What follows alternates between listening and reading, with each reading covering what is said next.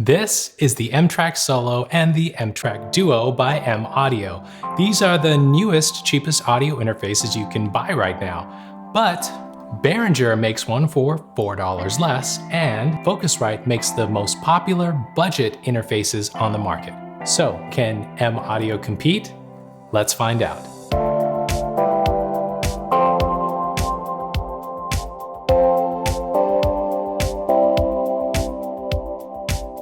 If you're in the market for an extremely low-cost audio interface, you should definitely be checking out the M-Track Solo and Duo. In this video, I'm going to test them out and we'll explore all their features. I'll also compare the audio quality with the Behringer UM2, which is also extremely cheap. And we'll find out if it's worthwhile upgrading to a $100 audio interface like the Focusrite Solo. You'll find audio samples in this video so you can hear these side by side. If you're interested in buying any of these interfaces, I'll include links to the best prices in the video description. If you're new around here, I'm Sanjay C. I've got tons of videos about music production and the latest music gear on my channel. Consider subscribing if you haven't already. I always give you the information you need and make audio and music production easy to understand. The M-Track Solo is $49 and the Duo is $69. The only major manufacturer that makes interfaces this cheap is Behringer.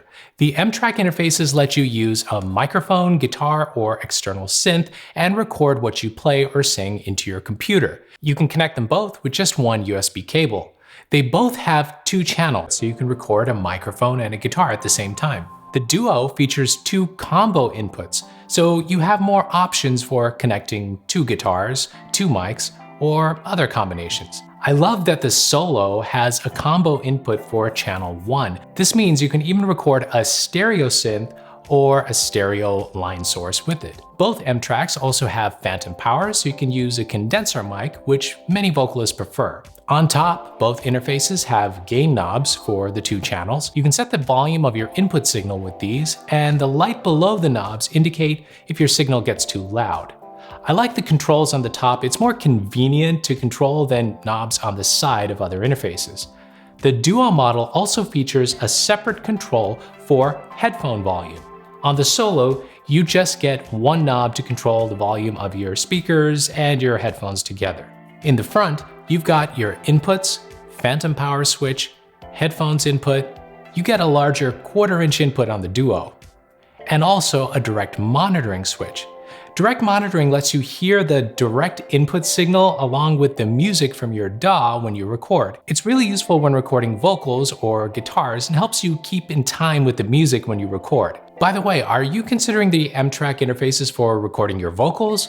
What other interfaces have you considered? Comment below. Oh, and if you want to check out my comparison of $100 interfaces, you can watch that video here. On the back of the M-Track interfaces, you have your USB port and the output to your speakers.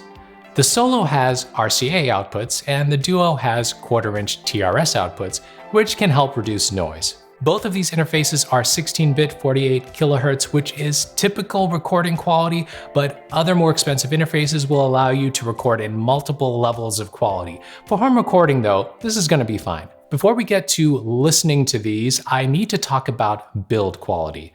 The build quality of these interfaces kind of reflects the low price. These feel extremely lightweight, and the switches in the front are light to the touch. The whole body feels a little plasticky and sounds hollow when you tap on it. I wouldn't feel very confident tossing this around during live gigs. The knobs, however, feel sturdy and tight. They have a nice rubbery feel to them as well. If you're looking for better build quality, you're going to be paying at least $100 with something like the Focusrite Solo, which has a metal body. But hey, you're probably just going to be using these at home in your studio. By the way, the Behringer has a similar overall build quality, but I do prefer the feel of the knobs on the MAudio interfaces. Okay, let's listen to some audio samples from all 3 of these interfaces, but watch until the end of the video because there are other features that you'll need to know about before making your decision. Tender love is blind.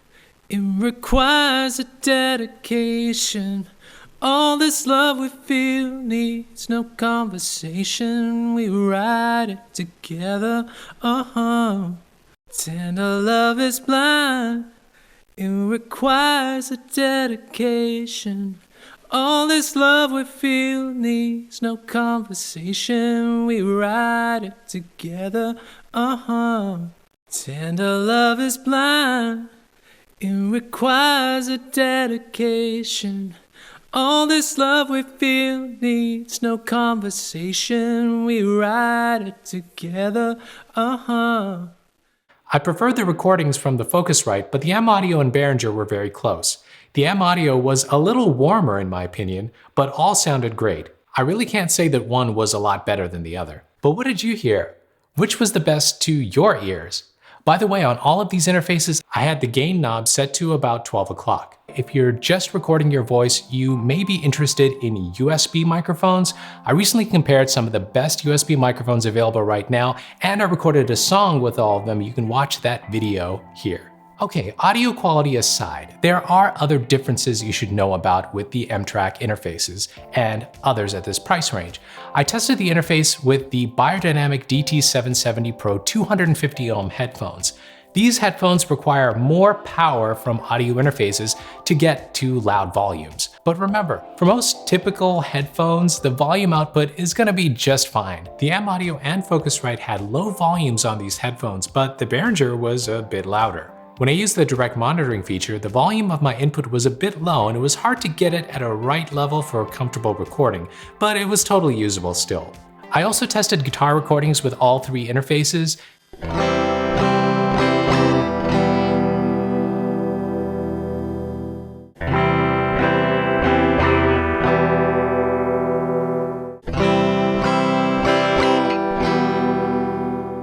The Focusrite had the best guitar recording, with the MAudio coming in next. The Behringer was quite muffled. Now, a word about latency. Latency is kind of like a delay between what you're hearing from your computer and what you're actually recording live. So when you play it back, the audio may sound out of sync. All audio interfaces have some sort of latency, but some are better than others in handling it. The MAudio latency wasn't bad, and it was comparable to other budget audio interfaces. Especially with the direct monitoring feature, you can totally get around the latency issues. The M-Track interfaces come with software so you can get started with recording music at home. You get MPC Beats, which is free for everyone, but it's a nice multi-track recording solution. You also get Pro Tools First, some Avid effects, and the Air Expand 2 virtual instrument. I actually prefer the MAudio software package to what Behringer offers, which is very basic and will have you wishing for more very soon. So is it worth buying the M-Track interfaces? Yes, the audio quality is good for vocals, guitar, and at this low price, they've really done a good job. Now, if you really want higher recording quality options, you'll need to look at $100 interfaces at least. But for basic home recording, these are going to be just fine. I think MAudio has a slight edge over the Behringer interface in build quality, particularly with the knobs, and the guitar recording was much better. The vocal recording was comparable with all three. I also prefer the software bundle that MAudio includes. I mean, you don't get tons of stuff, but you've got some excellent software to get you started. The build quality of these interfaces reflects the price, so keep your expectations in check. The Focusrite Solo does not include a combo input for channel 1 like the M-Track Solo does. That's a benefit of the M-Track and the Behringer interfaces. I'm really happy to see major manufacturers like MAudio start to make more low-budget interfaces. It gives Behringer and others the competition needed to keep improving their products and making them more affordable to record music at home. If you have questions about any of these interfaces, leave them in the comments below. What did you think of these ultra budget interfaces? Let me know in the comments. Keep making the music you love, and if you're just getting started with music production, check out one of these videos next.